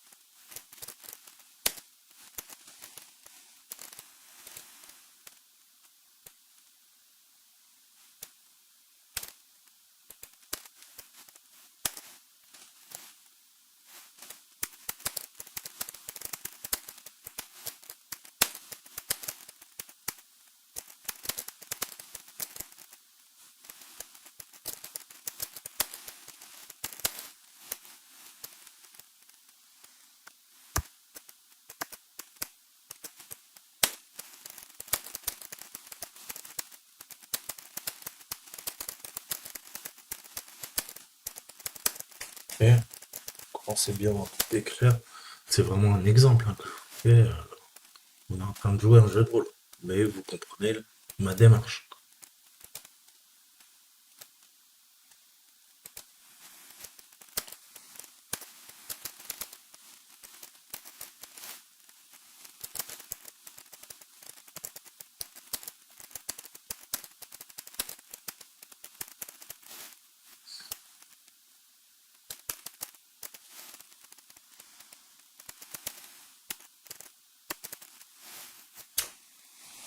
Donc, là, on a deux adresses IP qui nous intéressent. On voit qu'on a un Docker qui tourne sur le 172 et on a sur le même range, sur le même réseau, sauf un port plus loin, sur le 2, pas le 1. Le 1 héberge le Docker, le 2 héberge notre serveur Jenkins. Et il y a un port 8080 qui tourne sur le local host. Donc, est-ce qu'on pourrait essayer d'accéder à l'adresse IP du Docker en utilisant le port qui est spécifié dans notre navigateur et voir si, je sais pas, peut-être taper sur cette adresse, tout simplement. Qu'est-ce que ça donne? Donc ça, j'oublie la base PHP, au revoir. Là, si je vais là-dessus, port 80-80, qu'est-ce que ça fait?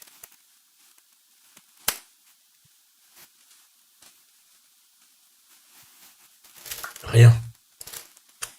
Maintenant, si je vais sur le 2,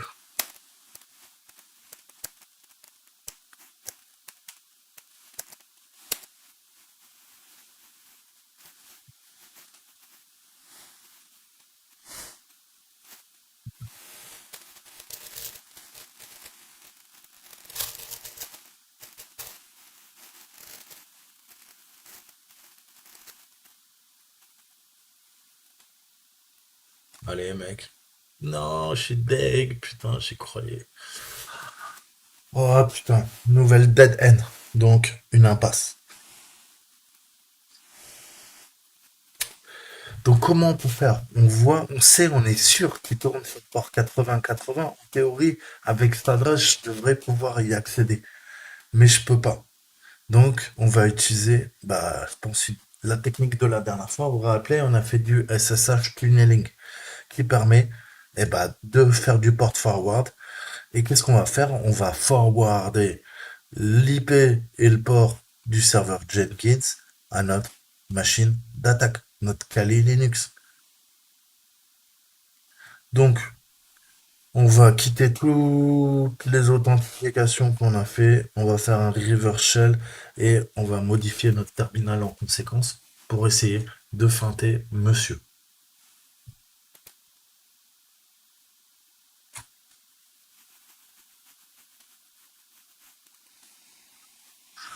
Donc, je sors de là. Au revoir.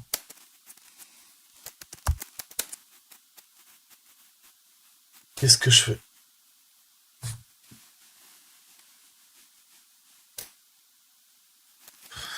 Je vais faire un SSH. Tirer grand L, vous vous rappelez?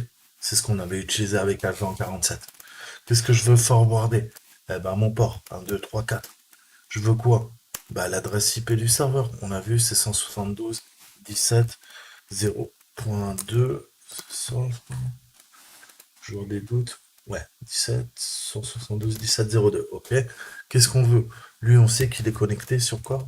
On l'a vu. Sur le port 80-80. J'invente un, c'est lui qui me l'a dit. Eh Coco, je suis en train de tourner sur cette adresse. Donc je reroute mon port vers son port. Mon port, moi, mon river shell, c'est un 2 3 4 et je veux passer en tant que euh, à port 80-80. Et qu'est-ce que je fais? J'utilise son compte. La meuf, elle s'appelle Obrina.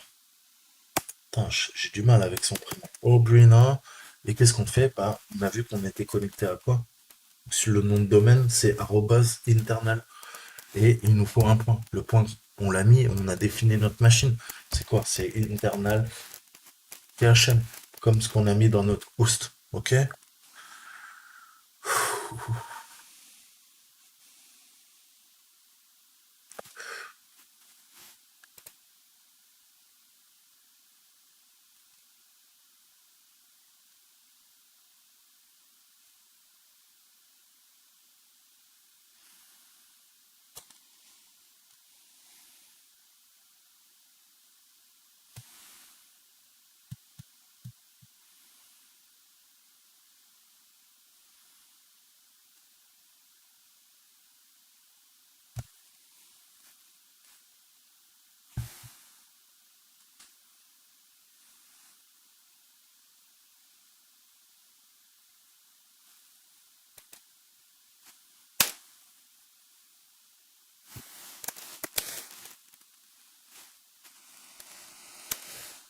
retrouver son nom.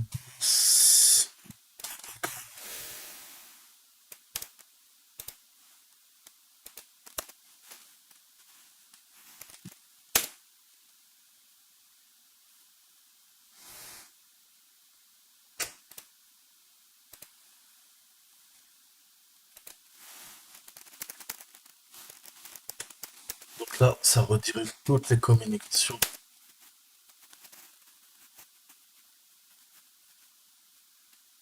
Allez, mon gars. Yes! Donc, vous voyez comment on fait une attaque de l'homme du milieu. On redirige toutes les communications. Et là, bah, moi, je lui dis quoi? Tu m'ouvres le port 1, 2, 3, 4. Ah, putain, je kiffe cette commande. C'est du bon. Qu'est-ce que je lui fais? Je me connecte en SSH classique, sauf que je fais un grand tiret L. Je lui dis, moi, port 1, 2, 3, 4. Ma machine, ma Calibox, j'adore le port 1, 2, 3, 4. Je mets l'adresse du serveur Jenkins, son port. On a vu qu'il tournait sur le 80-80. Et je me connecte avec quoi? Eh ben, le nom de l'utilisateur, arrobas, internal.thm. THM, internal THM, vous avez bien compris que j'aurais pu mettre 10, 10, 88, 81. Ok? Donc ça, voilà, il nous le dit. Ça peut pas être établi, mais ça on s'en fout. Nous on sait que 10-10, 88-81, c'est notre internal THM. Attention, au début de la vidéo, l'adresse IP était différente. J'ai relancé la VM. Ok, comprenez bien ça. Mais c'est bien ça. Ça c'est internal THM. Donc c'est comme si je me connectais en fait à, comme d'habitude, un SSH classique avec Obrana adresse IP. Sauf qu'on fait le fameux tiret L. Et là, qu'est-ce que fait le SSH? On fait un tunneling, on ouvre un tunnel entre l'ordinateur distant et mon ordinateur. Donc maintenant, mon navigateur, quand je tape localhost, et je suis pas sur mon localhost à moi, de mon Kali, je suis sur le localhost du serveur, avec le compte d'Obrana. Et qu'est-ce qu'on a vu? On a pris les notes. On sait que sur le localhost, sur le port 80-80, eh ben, ça tourne. Donc, si je me connecte au localhost, moi sur le port 1, 2, 3, 4, c'est pas le 80-80, puisqu'il va me l'ouvrir automatiquement. C'est 1, 2, 3, 4. Pourquoi 1, 2, 3, 4? Parce que j'ai défini 1, 2, 3, 4. Ok, j'aurais pu prendre autre chose. Et au bout, bah oui, le serveur il tourne de toute façon sur le 80-80. Donc vous voyez comment on peut feinter le système et accéder. Là, vous voyez qu'avant ça marchait pas. Là, maintenant ça marche.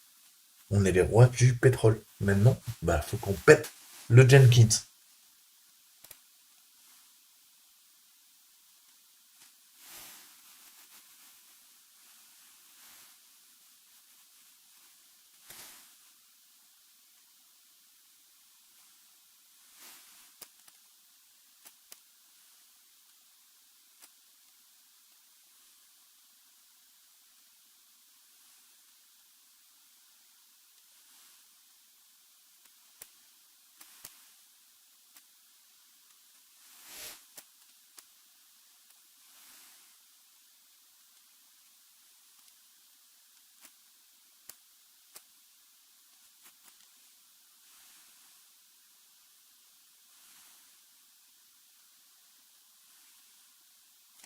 Donc là, bah, super facile. Qu'est-ce qu'on fait?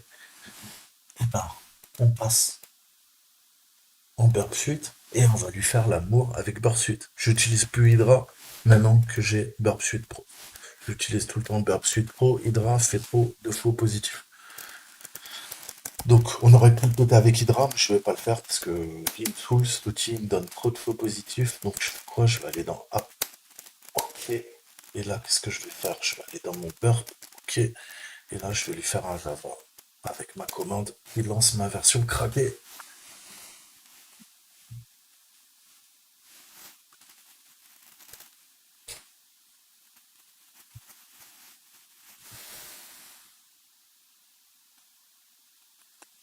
Donc, qu'est-ce qu'on fait? Eh ben, on va faire une attaque du sniper.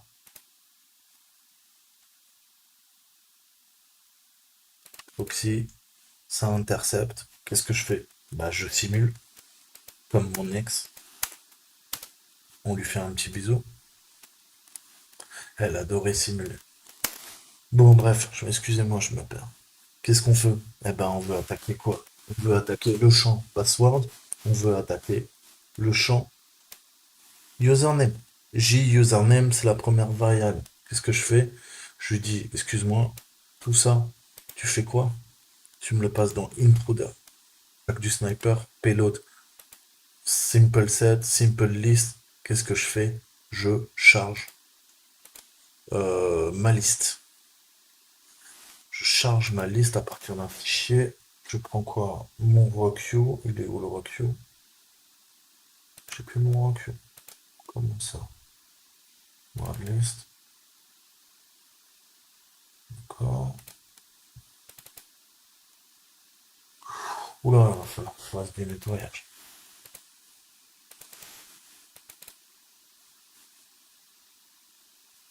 On le laisse charger. Ça va prendre du temps. 14 millions de lignes. Pardon. Là, je veux quoi? Je veux admin. Putain, heureusement que je m'en suis rendu compte. Sinon, c'est tombé ça. Je reprends mon A et là, par contre, je le resélectionne. J'attaque que le password. Il y a de fortes chances que ça soit admin. C'était tout le temps admin. À mon avis, c'est ça. Ok? C'est tout le temps ça, de toute façon. Donc, admin, vu que Jenkins, par défaut, c'est admin, et là, bah, on peut relancer l'attaque. Pardon. Grosse faute de débutant de ma part.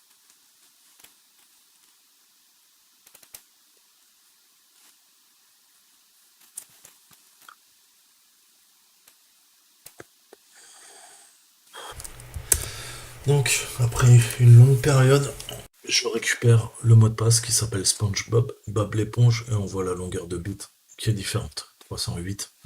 Et je l'ai mis sur pause, mais vous voyez, ça a attaqué quand même. Si je la relance, 8480 tentatives avant de trouver le mot de passe. Mais là on est bon, on peut l'arrêter. Donc là, je sais pas si vous vous rappelez cette vidéo, mais Jenkins, en fait, on a une sorte de script, en fait, qui nous permet d'exécuter du Java. Mais ça s'appelle pas tout à fait du Java, ça s'appelle en fait du Groovy. Groovy, c'est un langage de programmation qui ressemble furieusement à du Java. Donc, on va essayer de se récupérer euh, un shell. Et le meilleur moyen, j'avoue, je connais pas tout le langage, Groovy River Shell. On va voir ce qu'il nous dit.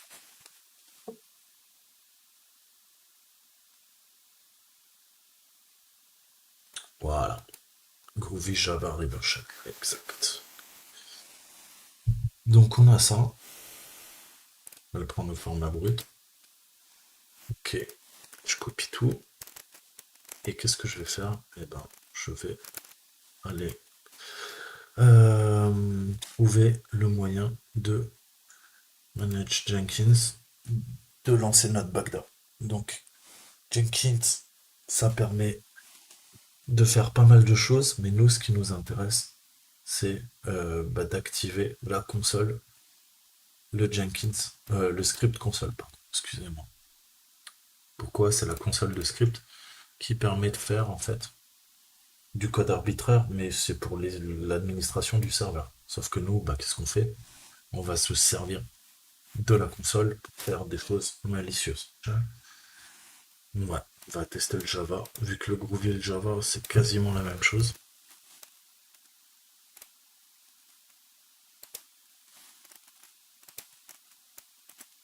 Ok. Donc il nous spawn bien un bin bash, il fait la redirection, dev tcp, ok. 10, 10, 1. Non, moi c'est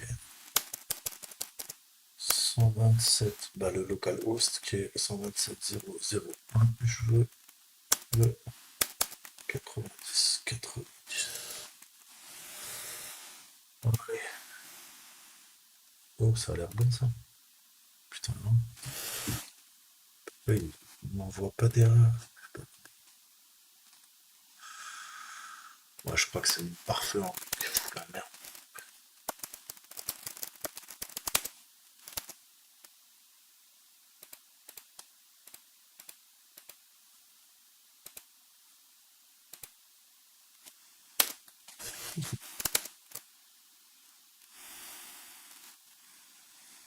Pourquoi il me l'ouvre?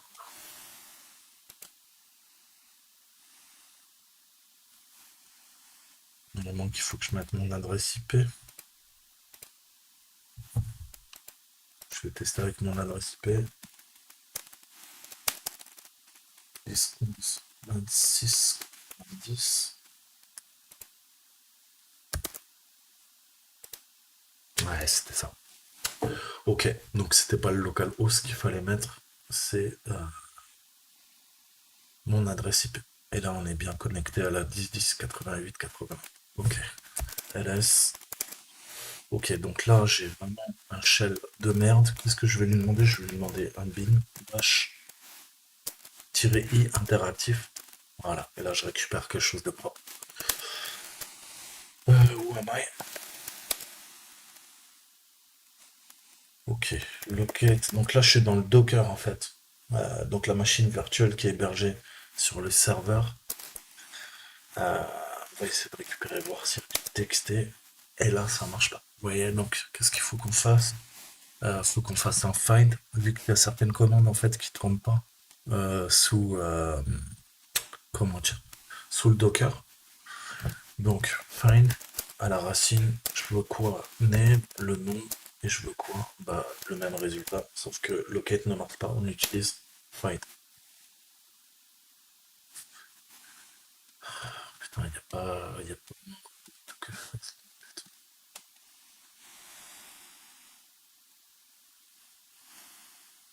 ça. Pour péter notes, c'est quoi ça? Permission deny, ça c'est le JDK, ça c'est utile Linux, ça c'est Git.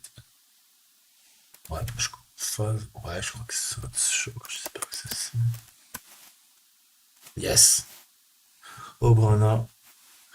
On veut ces mots de passe sécurisés pour le conteneur Jenkins, qui a plusieurs niveaux de défense. Utilisez-le. Si vous avez besoin d'un accès au compte route, yes. Copier. Donc là, je peux faire SU. SU must run from a terminal. SU route. Ah putain.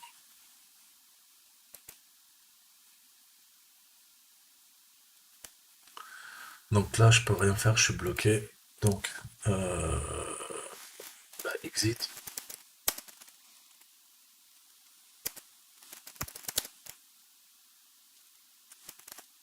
Et là, qu'est-ce que je fais? Bah, SSH. Route. Mon machine, on a dit que c'est là 10, 10, pardon, arrobas. 10, 10. Putain, elle était costaud cette machine. 10, 10, 81, 88, c'est ça?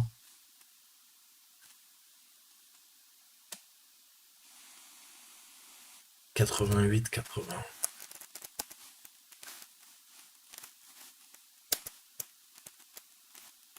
Yes.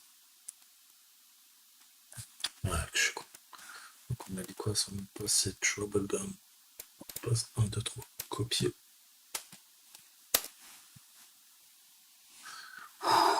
Yes! C'est bon. Putain, elle était costaud cette machine. En même temps, c'est quoi? C'est un niveau difficile, je crois. Docker Destroyer. Voilà, on a explosé. Voilà les amis, j'espère que vous avez kiffé. Donc, bah, je termine de mettre tout ce que j'ai fait naturellement. Vous l'avez bien compris. Voilà, c'était pour vous montrer comment on peut prendre des notes. Utiliser, je vous conseille. Ça s'appelle Cherry. Que je vous dise pas, Cherry Free, qui est préinstallé. Et vous pouvez faire plein d'onglets. Là, j'ai mes modules crypto. Là, j'ai mes ports principaux quand je me perds. Voilà, j'ai tous les ports qui m'intéressent. Donc vous pouvez vous faire, c'est comme un pense-bête, et vous pouvez faire des arborescences même complexes grâce à Cherry Tree. Donc voilà, celui-là je vais le supprimer, j'en ai plus besoin.